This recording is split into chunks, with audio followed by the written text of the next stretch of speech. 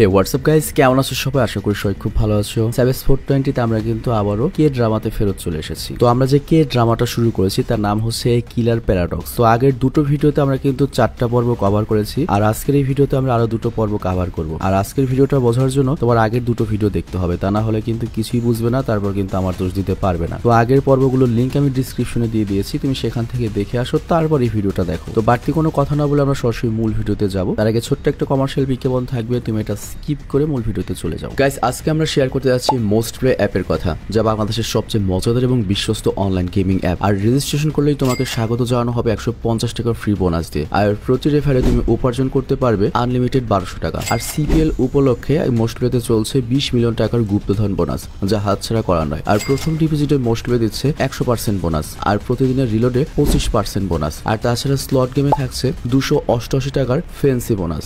আর প্রতি ডিপোজিটে পাবে আনলিমিটেড 3% বোনাস। আর এছাড়াও সেক্সি লাইভ ক্যাসিনো গেমে পাবে আকর্ষণীয় 300% বোনাস। আর জন্মদিনে 2000 টাকার বোনাস তো থাকছেই। আর প্রথম উইথড্র করলেই পাবে অতিরিক্ত 88 টাকার বোনাস, যা তোমার উপার্জনের মাত্রা আরো যোগ করবে। আর তাই সবকিছু মিস না করতে এখনই পিন কমেন্ট থেকে মোস্ট প্লে অ্যাপে বিনামূল্যে রেজিস্ট্রেশন করো এবং উপার্জনের যাত্রা শুরু করো। শুভকামনা। বিজ্ঞাপন শেষে আমরা মূল ভিডিওতে চলে আসলাম। আগের 4টা এপিসোডে তোমরা দেখেছো যে কিভাবে বোকাশোকা একটা ছেলে খুনি হয়ে ওঠে, আর খুন করার পরে সকল প্রমাণ আপনা আপনি উধাও হয়ে যায়। আর এরপর ছেলেটি জানতে পারে যে তার কাছে একটা অদ্ভুত শক্তি রয়েছে, যেটা সৃষ্টিকর্তা তাকে দিয়েছে। অ্যাকচুয়ালি সে যাকেই খুন করুক না কেন, সকল প্রমাণ অটোমেটিক্যালি সৃষ্টিকর্তার তরফ থেকে উধাও হয়ে যায়। আর এখানে আরেকটা বিষয় না বললেই নয়, ও কিন্তু যে কাউকে খুন করে না, আর এই কারণে সে খুন করাকে নিজের প্রফেশন হিসেবে বেছে নেয়। আর এই সিরিজটা অনেক বেশি মজার। তো যেমন বলেছি, পূর্বের এপিসোড যদি না দেখো তাহলে এই এপিসোডের থাক না বললাম চুলটা বুঝবা না। তো যাই হোক, এই পর্বের শুরুতে আমাদেরকে বলা হয় সুপারম্যান উড়ে মানুষদের বাঁচায়, স্পাইডারম্যান তার হাতের জালের মাধ্যমে মানুষদের বাঁচায়, কিন্তু আমাদের এই জ্যাকি অত্যাচারীদের খুন করে সাধারণ মানুষদের বাঁচায় বা সাধারণ মানুষকে ন্যায় বিচার পাইয়ে দেয়। এবং তোমরা বলতে পারো জ্যাকির শরীরে এক ধরনের রাডার রয়েছে। ওই রাডারের সাহায্যে সে আশেপাশে কেউ যদি থাকে অটোমেটিক্যালি বুঝতে পারে যে কি অপরাধী, কে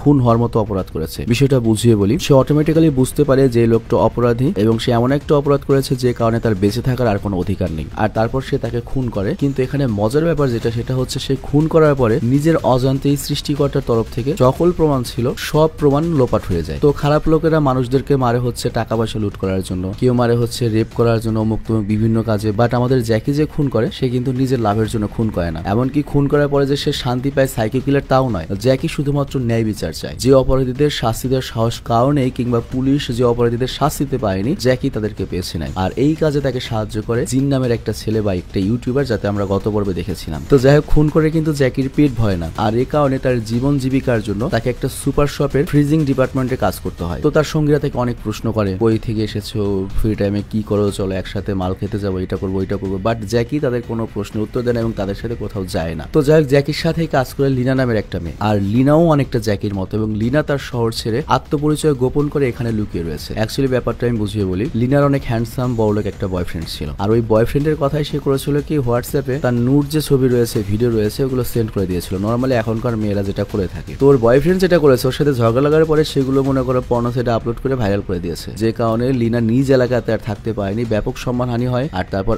আরেক এলাকাতে সে পালিয়ে এই সুপার মার্কেটে চুপচাপ জব করছে, যেখানে আমাদের জ্যাকি বা নায়কও জব করে। আর লিনাও আমাদের নায়ক জ্যাকির মতো কথা কম বলতে পছন্দ করে। আর এখানে উল্লেখ্য, সুপার মার্কেটে আসা প্রত্যেকটা ছেলেকে আমাদের লিনা কিন্তু তার বয়ফ্রেন্ডের মতো একটা লোফার ভাবে। আর এরই মধ্যে আমরা দেখতে পাই একটা মহিলা সুপার মার্কেটে এসে ঝামেলা শুরু করে দেয়। অ্যাকচুয়ালি সে 3 দিন পূর্বে একটা জিনিসপত্র কিনেছে, সেই জিনিসটা ফেরত দিয়ে রিফান্ডের টাকা চায়। আর ওই মহিলাটি আরো অভিযোগ করে যে সুপার শপ থেকে তাকে ভালো প্রোডাক্ট দেওয়া হয়নি। তো লিনা যখন প্রোডাক্টগুলো চেক করে, সে দেখতে পায় তাদের সিস্টেমে এই প্রোডাক্টগুলোর কোনো বিক্রির এন্ট্রি করা হয়নি, তার মানে এই প্রোডাক্টগুলো এখান থেকে কেনাই হয়নি। বাট তখন সেখানে ম্যানেজার আসে এবং লিনাকে ওই মহিলার টাকা রিফান্ড করতে বলে। আর তারপর উল্টো ওই মহিলাকে খুশি করার জন্য কমপ্লিমেন্টারি প্রোডাক্ট দেয়, যাতে ওই মহিলাটা অখুশি না হয়, ব্যাড রিভিউ না দেয়। মানে বিদেশে এত কিছু খেয়াল করা হয় আর কি, কিন্তু ওখানেও মানুষ অনেক এটার মিস ইউজ করে। তো যাই হোক, মহিলা যখন এরপর গাড়ির কাছে যায়, তখন সে দেখতে পায় তার গাড়ির গ্লাসে সিগারেটের পাশা পড়ে রয়েছে। আর পাশে সে দেখতে পায় জ্যাকিকে, আর সে করে কি জ্যাকির সাথে ঝগড়া করতে শুরু করে। আর তখন জ্যাকি বলে, আমি গাড়ির পাশে দাঁড়িয়ে রয়েছি, তার মানে এই নয় যে আমি এই কাজ করেছি। মহিলা তখন বলে, তুমি কিন্তু আমার সাথে বাড়াবাড়ি করছো, এই গাড়িতে কিন্তু ক্যামেরা লাগানো রয়েছে, ড্যাশ ক্যাম। তখন জ্যাকি বলে, ও ড্যাশ ক্যাম রয়েছে, তাহলে তো এটা খুবই ভালো। তার মানে হচ্ছে একটু আগে তুমি যে সুপার শপের সামনে থেকে একটা প্রোডাক্ট আমাদের চুরি করেছো, আবার সেই প্রোডাক্টের টাকা একটু আগে তুমি রিফান্ডও নিয়েছো, তো দুইটা কম করেছো তুমি। তো এখন আমি পুলিশকে কল করছি, আর ড্যাশ ক্যামের রেকর্ড তো রয়েছেই। তো মহিলা তখন ভয় পেয়ে যে উল্টো মাপ চায়। আর এই ঘটনা লিনা সুপার শপের ভেতর থেকে দেখছিল এবং ইমপ্রেস হয়ে যায়। তারপর সে যায় হচ্ছে রাতে জ্যাকির কাছে, একসাথে সিগারেট খায়। আর এখানে লিনা বলে, তুমি আমার মতো, কারণ যখনই তোমায় কেউ অতীতের ব্যাপারে জিজ্ঞেস করে তখন তুমি চুপ থাকো। তুমি আমার মতো নিজের বাড়ি ছেড়ে এখানে এসে সুপার শপে আত্মগোপন করে কাজ করছো, আমি ঠিক বলেছি না? আবার তুমি আমার মতোই সুযোগ পেলে ফালতু কাস্টমারের সাথে উপযুক্ত ব্যবহার করো। শুরুতে আমার অনেক বড় স্বপ্ন ছিল, কিন্তু এখন বাস্তবতা দেখতে দেখতে আমি অনেক ক্লান্ত হয়ে গিয়েছি, আর এর জন্য আমি এখন একটা সাধারণ জীবন যাপন করতে চাই। তো যাক, এর পরের দৃশ্যে আমরা রিটায়ার্ড পুলিশ অফিসার, সেই ভদ্র পুলিশ অফিসার পার্ককে দেখি। গত পর্বে যে রিটায়ারমেন্ট নিল সে যায় হচ্ছে ড্যানির কাছে। ড্যানিকেও তো সাসপেন্ড করা হয়েছে, গত পর্বেই দেখেছো। তো পার্কের কুকুর দেখে ড্যানি জিজ্ঞাসা করে এটা এখানে কি করছে। ড্যানি বলে এটা এদিক ওদিক থেকে নোংরা খাবার কুড়িয়ে খায়, তাই আমি এটাকে অ্যাডপ্ট করেছি। তো এরপর পার্ক জিজ্ঞাসা করে ড্যানিকে, তুমি তোমার পুরনো সঙ্গী জেমসের কল কেন রিসিভ করছো না? সে তো উল্টো আমাকে আরো বারবার বিরক্ত করছে। এর জন্য তোমাদের দুজনকে মিট করানোর জন্য আমি এখানে ডেকেছি। আর এরপরেই ড্যানির সাগরেদ আসে জেমস এবং বলে, স্যার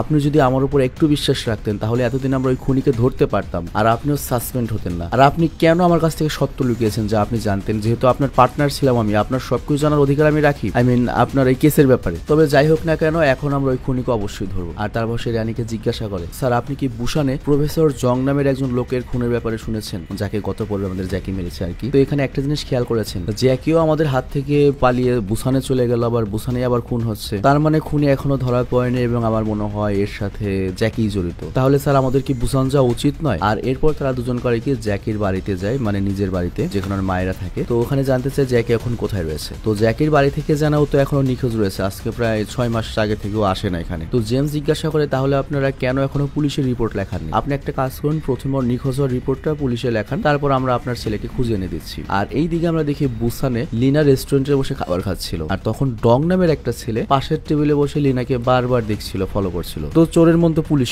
লিনার কাছে মনে হয় যে ও হয়তো আমার এমএমএসটা দেখেছে বা ওই পর্নটা দেখেছে, এর জন্য হয়তো আমাকে চিনে এভাবে তাকাচ্ছে। তো লিনা করে কি ডং এর কাছে গিয়ে বলে, তুমি কেন আমার দিকে বারবার তাকাচ্ছ? ও আমার ভিডিও দেখেছো? আমার ভিডিও দেখে তোমার কি সুরসুরি লেগেছে? তখন ডং বলে, আমার কেন যেন মনে হচ্ছে তোমাকে আমি চিনি, হয়তো আমরা একসাথে একই ক্লাসে পড়েছি। আমার নাম ডং, তোমার কি মনে আছে স্কুলের সামনে তোমার মায়ের রুটির দোকান ছিল? তো এই কথার পরে যেটা হয়, তারা সন্ধ্যায় আবার দেখা করে এবং দুজনের মধ্যে মোটামুটি বন্ধুত্ব হয়ে যায়। আর অন্যদিকে জ্যাকির মা আর বোন পুলিশ স্টেশনে জ্যাকির নিখোঁজ হওয়ার রিপোর্ট লিখাতে যায়, আর তারপর ড্যানি এবং জেমস জ্যাকিকে খোঁজার কাজ শুরু করে দেয় এবং বুসানে যায় হচ্ছে জ্যাকিকে খুঁজতে। আমি বিষয়টা বুঝিয়ে বলি, সিওল হচ্ছে দক্ষিণ কোরিয়ার রাজধানী, আর বুসান হচ্ছে সিওল থেকে মোটামুটি 325 কিলোমিটার দূরে। তো যাই হোক, ওখানে ড্যানিরা গিয়েই করে কি লোকাল পুলিশ স্টেশনে যায় এবং ওখানকার পুলিশকে বলে আমাদের সাহায্য করুন বা এই ব্যাপার। বাট ওখানকার পুলিশরা বলে, দেখুন এখানে যে মার্ডারটা হয়েছে ওই প্রফেসরের, সেই কেসের অলরেডি আমরা তদন্ত করছি, আপনাদের তো এই থানা নয়, আপনারা চিন্তা না করে চলে যান। অ্যাকচুয়ালি এক থানা আরেক থানাকে সরাসরি সাহায্য কেন করে না, আমি বিষয়টা বুঝিয়ে বলি। ধরো ঢাকার একটা পুলিশ এসে যদি চট্টগ্রামের একটা কেস হ্যান্ডেল করে যায়, তাহলে ওই চট্টগ্রামের যে থানার পুলিশরা থাকবে তাদের জন্য অপমানজনক। তো যাই হোক, এখানে বুসানের পুলিশ আরো বলে ড্যানিকে, আপনারা যে ছেলেকে সন্দেহ করছেন এগুলো বলে উল্টো আমাদের আরো বিভ্রান্ত করবেন না, আমরা আমাদের মতো কেসে অনেক এগিয়ে গিয়েছি। আর তখন ড্যানি বলে, আমাদের কাছে তো অফিসিয়াল অর্ডার রয়েছে, এই কেসে আপনাদের অবশ্যই আমাদের সাহায্য করা উচিত। তবে এই অফিসিয়াল অর্ডারের জন্য নয়, মানবতার কারণে তারা একসাথে কাজ করতে রাজি হয়ে যায়। আর পরের দিন সকালে যখন জ্যাকি রেডি হয়ে বাড়ি থেকে বের হয়, তখন সে লিফটে একটা ছেলেকে দেখতে পায়। আর ওই ছেলেটিকে দেখেই আমাদের জ্যাকির শরীরে মনে হয় ছেলেটিকে আমার মারা উচিত, কিন্তু জ্যাকি তখন নিজেকে কন্ট্রোল করে লিফট থেকে বের হয়ে আসে। আর এদিকে লিনার কাছে ডং এর কল আসে, আর লিনা জিজ্ঞাসা করে, তুমি আমার নম্বর কিভাবে পেলে? ডং বলে, আমি কোনোভাবে ম্যানেজ করেছি, বাট তোমার সাথে আমার একটু জরুরি কথা রয়েছে, আমি তোমার সাথে দেখা করতে চাই। তো এরপর লিনার সাথে ডং এর দেখা হয়, আর তখন লিনাকে বলে, আমার গার্লফ্রেন্ডের সাথে ব্রেকআপ হয়েছে আর আমি তাই কিছুটা আপসেট। তো এরপর ডং লিনার হাত ধরে আর কাছে দেওয়ার চেষ্টা করে, আর তারপর রাতে ডং লিনার বাসায় থাকে এবং আমাদের লিনারও ডং এর প্রতি ফিলিংস জন্মায় যে এই ছেলেটা আমার সবকিছু জানা সত্ত্বেও আমাকে একসেপ্ট করে নিয়েছে, আমার সাথে প্রেম করতে যাচ্ছে, আমার রুমে এসেছে, মানে বুঝতেই পারছো। কিন্তু পরের দিন আমরা দেখি ডং এর গার্লফ্রেন্ড রয়েছে, সে তার গার্লফ্রেন্ডের সাথে দেখা করে এবং বলে, তোমাকে আমি অনেক ভালোবাসি, কিন্তু আমাকে জরুরি কাজে বাইরে যেতে হবে। আমি জানি 2 দিন পরে আমাদের বিয়ে, বাট কাজে তো জরুরি, শোনা বোঝো না? তো এরপর ডং যখন তার গার্লফ্রেন্ডকে গাড়িতে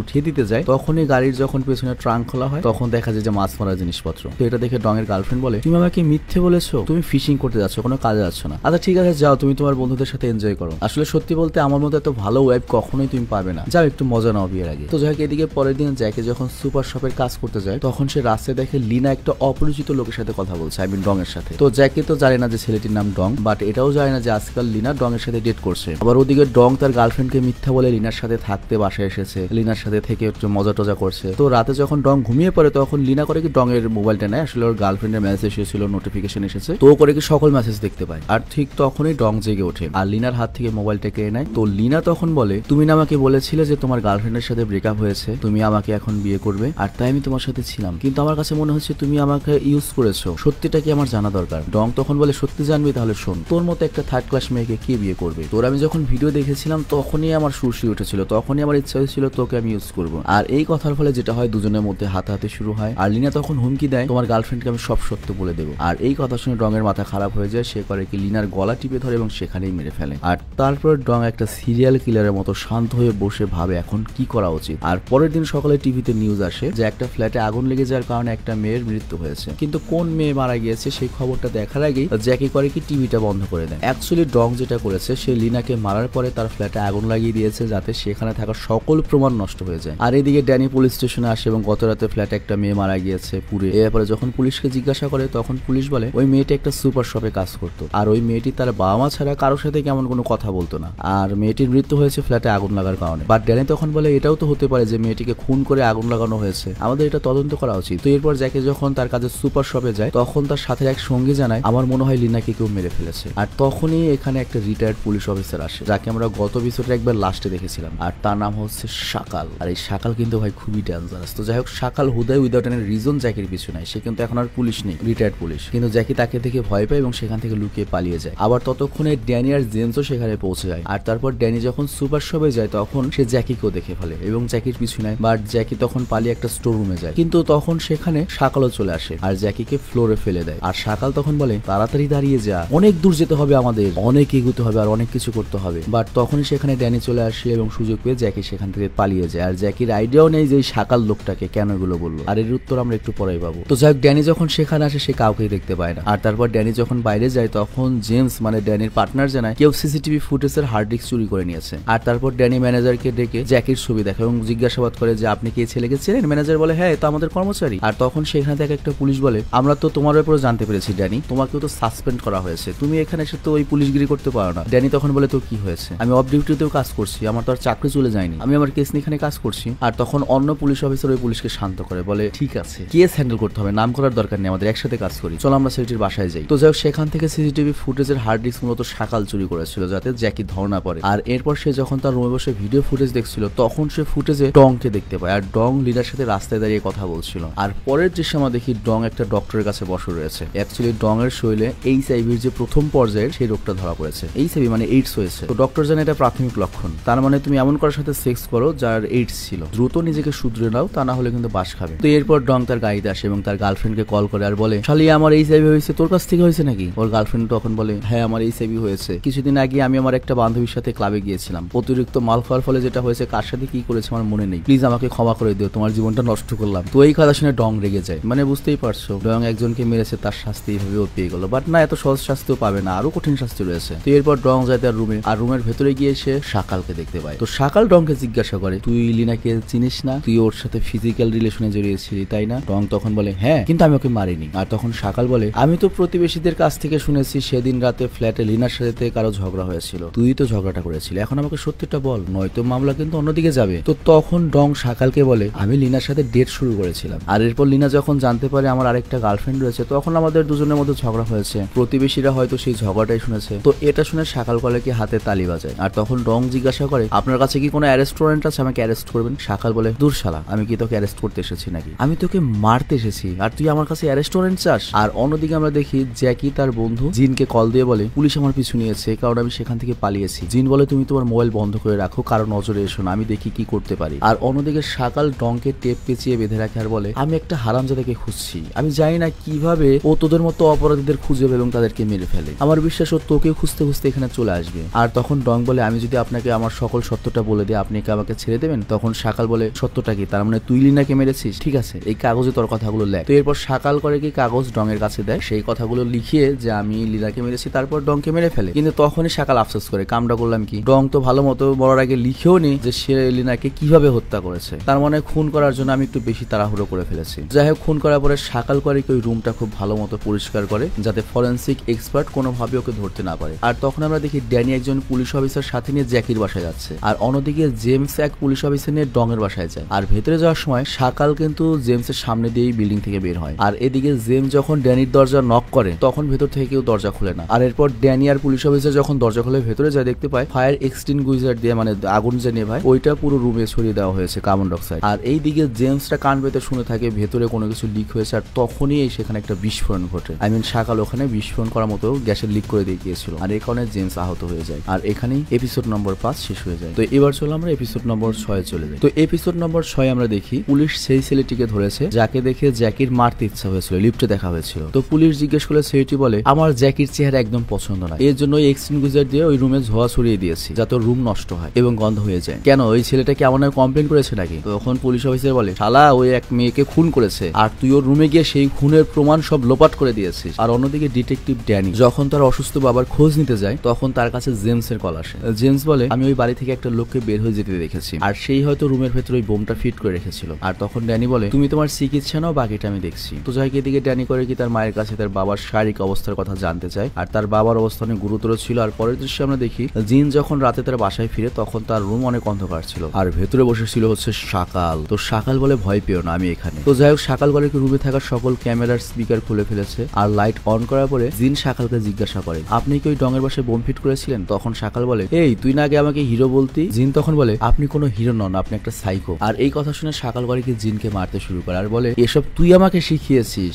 যে খুনিদের শাস্তি দিতে হবে। তারপর শাকাল আরো বলে আমি তো নতুন হিরোর সাথে দেখা করতে চাই। জিন তখন বলে আমি তো নিজে ওকে খুঁজছি, ওই কই চলে গিয়েছে আমি পাচ্ছি না। আর শাকাল তখন বলে আরে আমি নিজেই তো ওকে জাস্ট হাই হ্যালো বলতে গিয়েছিলাম, কিন্তু আমি কি জানতাম আমাকে দেখে এত ভয় পেয়ে যে পালিয়ে যাবে। এখন তো এক কাজ কর, তুই ওকে খুঁজে যে কোনো ভাবে আমার সাথে একটা মিটিং ফিক্সড কর আর আমি তোর এই বইটা নিয়ে যাচ্ছি, ঠিক আছে? আর এরপর শাকাল যখন সেখান থেকে বের হয়ে যাচ্ছিল তখনই জিন করে কি শাকালকে মারার চেষ্টা করে, কিন্তু জিন এখানে ভুলে গিয়েছিল যে শাকালের কাছে একটা সুপার পাওয়ার রয়েছে। সেই পাওয়ারটা হচ্ছে তাকে যদি কেউ মারতে আসে বা তাকে কেউ মারবে এটা সে আগে থেকে জানতে পারতো। আর এইদিকে আমরা দেখি জ্যাকি বসে গেম খেলছিল আর তখন পাশে বসে থাকা লোকটিকে জ্যাকের খুব মারতে ইচ্ছে হয়, কিন্তু জ্যাকি কোনো ধরনের ঝামেলা না করে সেখান থেকে বের হয়ে আসে। আর অন্যদিকে ডিটেকটিভ জেমস জিজ্ঞাসাবাদের জন্য জিনের বাসায় যাচ্ছিল আর সেখানে যাওয়ার পরে শাকালের সাথে তার দেখা হয়ে যায় আর শাকাল জিজ্ঞেস করে কি রে তুই কে? জেমস তখন বলে আমি পুলিশ। আর এই কথা শুনে শাকাল করে কি জেমসকে ধরে বিল্ডিং থেকে নিচে ফেলে দেয় আর তারপর পুলিশ গিয়ে জিনকে পুলিশ স্টেশনে ধরে নিয়ে আসে। তবে জিন শুধুমাত্র ড্যানির সাথে কথা বলতে চায় আর কারোর সাথে কথা বলবে না, জিজ্ঞাসাবাদ করবে না। তো জিন বলে আমি রুমের ভেতরে ছিলাম, আমার রুমের বাইরে কারো ঝগড়ার শব্দ শুনতে পেয়ে আর বাইরে বেরিয়ে দেখি আপনার বন্ধু জেমস বিল্ডিং থেকে নিচে পড়ে রয়েছে। তো ড্যানি এই কথা শুনে রেগে যায় এবং বলে সত্যটা বল নয়তো তোকে গুলি করবো। আর তখন জিন ভয় পেয়ে বলে জেমসকে শাকাল বিল্ডিং থেকে ফেলে দিয়েছে। আর শাকালের নাম শুনেই ড্যানি একটু টেনশনে পড়ে যায়। আর এর পরের দৃশ্যে আমরা কলেজ পুরো দুজন ছেলে মেয়েকে দেখি আর তারা দুজন গাড়ির নিচে পড়তে পড়তে প্রায় বেঁচে যায়। তো এরপর ছেলেটি ড্রাইভারের সাথে অনেক খারাপ ব্যবহার করে আর ওই সময় ওই গাড়ির পেছনেই শাকাল বসেছিল, আই মিন ট্যাক্সিতে ও বসেছিল। তো শাকাল খুব মনোযোগ দিয়ে ছেলে আর মেয়েকে দেখতে থাকে। আর অন্যদিকে ড্যানি জিনকে বলে তুই যদি আগে থেকে আমাকে এই তথ্যটা দিতি এতক্ষণ আমি শাকালকে ধরতে পারতাম। তো এরপর জিং ড্যানিকে বলে আমি আপনাকে শাকালকে ধরতে সাহায্য করবো, কিন্তু আপনি প্রমিস করুন জ্যাকিকে আপনি কিছু করবেন না, কারণ জ্যাকি এসবের মধ্যে নেই। বাট ড্যানি তখন বলে শালা তুই নিজের চিন্তা কর, তুই কোথাও গিয়ে লুকিয়ে থাক, নিজের জীবনে চিন্তা কর। যাই হোক এরপর ড্যানি করে কি বাইরে গিয়ে পুলিশদেরকে জানায় যে জেমস শাকালকে সেখানে রেখেছিল। আর তখনই ওর বস রেগে বলে আমি যদি তোমার কথা মতো সেখানে জেমসকে না পাঠাতাম তাহলে আজকে জেমসের এই অবস্থা হতো না। আর পরের দৃশ্যে আমরা দেখি ওই কলেজ পড়ুয়া ছেলে আর মেয়েকে ধরে শাকাল একটা বিল্ডিং এর ছাদে নিয়ে গিয়েছে আর সেখানে শাকাল ছেলেটিকে মুখ থেবড়ে মেরে ফেলে। আর তারপর শাকাল বলে তোমরা নতুন জেনারেশনের পোলাপান, বড়দের না পারো সম্মান করতে, না পারো ছোটদের স্নেহ করতে।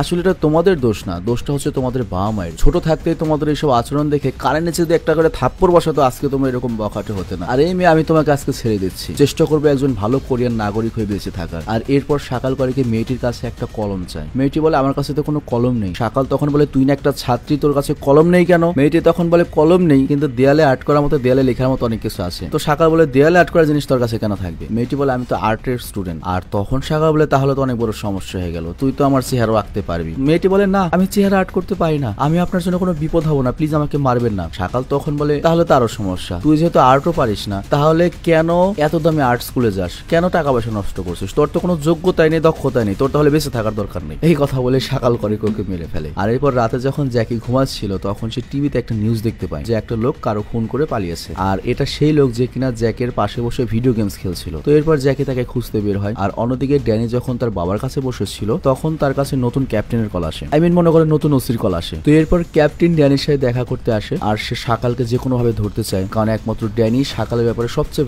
ভালো জানে, কারণ শাকালের আন্ডারে ড্যানি কাজ করেছে এক সময়, মানে শাকাল একসময় ওসি ছিল, ক্যাপ্টেন ছিল। তো যাই হোক ক্যাপ্টেন বলে দেখো এবার শাকাল ভুল লোকের সাথে খেলায় নেমেছে, কারণ সে এমন একজন মেয়েকে মেরেছে যে কোরিয়ার সবচেয়ে বড় কনস্ট্রাকশন কোম্পানির চেয়ারম্যানের নাতি। আর এই কেস যদি আমরা সলভ করতে পারি আমাদের সবার প্রমোশন নিশ্চিত। তো প্লিজ তুমি আমাকে এবং তোমাকে প্রমোশন পেতে সাহায্য করো, কাল থেকেই তুমি তোমার ডিউটিতে জয়েন করো। আর পরের দৃশ্যে দেখা যায় জিং ওই কনস্ট্রাকশন কোম্পানিতে যায় যে কোম্পানির চেয়ারম্যানের ছেলেকে শাকাল মেরে ফেলেছে। আর তখন জিং এর কাছে জ্যাকির কল আসে আর কথা বলতে বলতে জিং বাইরে চলে যায়। আর তখন জ্যাকি জিজ্ঞাসা করে তুমি আমাকে এটা বলো যে শাকাল কেমন লোক, ভালো লোক না খারাপ লোক? তখন জিন করে কি শাকালের সাথে তার প্রথমবার যে দেখা হয়েছিল সেই ঘটনা মনে করে যে শাকাল একাই 4-5টা ছেলেকে মেরেছিল। তো জিন বলে ভাই তুমি প্লিজ লুকিয়ে থাকো, সামনে হওয়ার ভুলেও চিন্তা করো না, বাকি বাকি সবকিছু আমার হাতে ছেড়ে দাও। বাট জ্যাকি বলে আমি সকালের সাথে দেখা করতে চাই। আর তখনই জিন করে ওই কনস্ট্রাকশনের যে মালিক বা চেয়ারম্যান তাকে গিয়ে বলে স্যার প্ল্যান চেঞ্জ হয়েছে। তো এর মানে কি জিন ওই চেয়ারম্যানদের সাথে যোগ দিয়েছে, হয়তো টাকার জন্য বা অন্য কোনো কারণে শাকালকে মারবে। আর ওই সময় শাকাল তার রুমে বসে লেটার পড়ছিল, আর ওই লেটার গুলো ছিল যাদের সে মেরেছে মার আগে নিজ হাতে লিখিয়ে নিয়েছে, মানে ওদের দোষ স্বীকারের পত্রগুলো। তো যাই হোক তখনই শাকালের মোবাইলে জিনের মেসেজ আসে যে জ্যাকি তোমার সাথে দেখা করতে চায়। আর তারপর নাম্বার পাঠিয়ে দেয়। আর তারপর শাকাল করে কি জ্যাকিকে ভিডিও কল করে। আর জ্যাকিকে বলে কিরে তুই নাকি আমার সাথে দেখা করতে চাস, তুই তো দেখছি অনেক সাহসী, চলে আয় হাওয়াই ক্লাবে। আর এদিকে জিন করে কি চেয়ারম্যানের লোক নিয়ে শাকালের জন্য অপেক্ষা করছিল। জ্যাকি ও শাকালের দেওয়ার ঠিকানায় পৌঁছে যায়, কিন্তু সেখানে আগে থেকে শাকাল জ্যাকির জন্য অপেক্ষা করছিল। তো শাকাল বলে আমি শুধু এটা জানতে চাই তোর স্ট্যান্ডার্ড কি। জ্যাকি কিছুই বলে না, মানে বোঝানো হয়েছে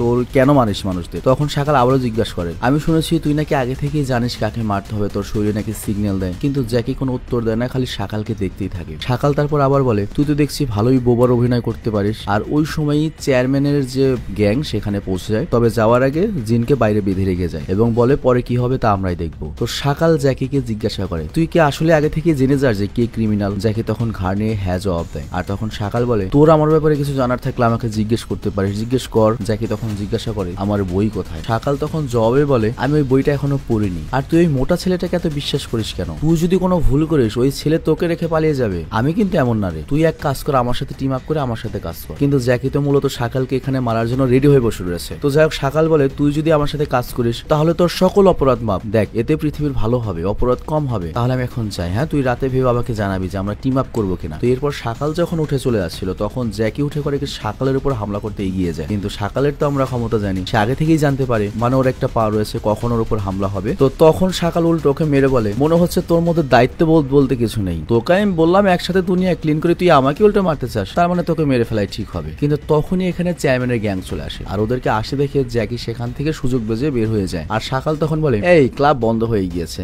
মালটাল এখন আর সার্ভ হবে না, কালকে এসো। বাট তখন ওই চেয়ারম্যানের লোকেরা বলে গ্যাংরা বলে আরে তোকে তো আমরা এখান থেকে তুলে নিয়ে যেতে এসেছি, তারপর তোকে কেলাবো। আর এদিকে আমরা দেখি জ্যাকি বাইরে গিয়ে দেখে জিনের হাত মুখ বাঁধা। তো জ্যাকি জিনের বাঁধন খুলে ছাড়িয়ে নেয়। আর যখন জ্যাকি চলে যাচ্ছিল তখন জিন বলে তুমি কি আমাকে আর একটাবার বিশ্বাস করতে পারো, আর একটা সুযোগ দিতে পারো। জ্যাকি তখন কান্না করতে করতে বলে আমার এইবার অনেক ভয় লাগছে। আর তখনই ভেতর থেকে জ্যাকি আর জিন অনেকগুলো গুলির শব্দ পায়, আর ওরা দুজন আরো ভয় পেয়ে যায়। আর এইরকম একটা ক্রিটিক্যাল মোমেন্টে এই এপিসোডটা শেষ হয়ে যায়। তো যাই এই পর্যন্ত আমরা 6টা এপিসোড সম্পর্কে জানলাম। কালকের ভিডিওতে, কাল বলেছি মানে কালকেই ভিডিও আসবে, কালকের ভিডিওতে আমরা বাকি 2টা পর্ব শেষ করে দেবো। দুঃখের বিষয় হচ্ছে সেভেন্স 420-তে সিরিজ এনে মজা পেলাম না। নর্মাল একটা সিনেমা এর চেয়ে অনেক বেশি ভিউ পায়। তবে তারপরেও আমরা আরো 2-1টা সিরিজ কন্টিনিউ করে দেখি কি রেজাল্ট আসে। যদি রেজাল্ট ভালো না আসে তাহলে আমরা এখানে যেটা করব, কোরিয়ান সিরিজ না চালাতে পারি, রেগুলারলি কোরিয়ান যে তোমার সিনেমা আছে, মনে করো খালি কোরিয়ান সিনেমা এখানে চলবে। কোরিয়ান সাইকো থ্রিলার সিনেমা, তারপরে ভূতের সিনেমা ইটিসি চলবে এখানে। আবার র্যান্ডম মাঝে মাঝে কোরিয়ান সিনেমা দেবে। মোট কথা চ্যানেলে জাস্ট কন্টেন্ট দিয়ে টিকিয়ে রাখতে হবে, যেটাই ভিউ বেশি আসবে ওটাই তো চালাতে হবে ভাই, তাই না? আবেগ দিয়ে তো আর টিকে থাকতে পারবো না। যাই হোক আমি বিদায় নিচ্ছি, ভালো থেকো, সুস্থ থেকো, টেক কেয়ার, আল্লাহ হাফেজ।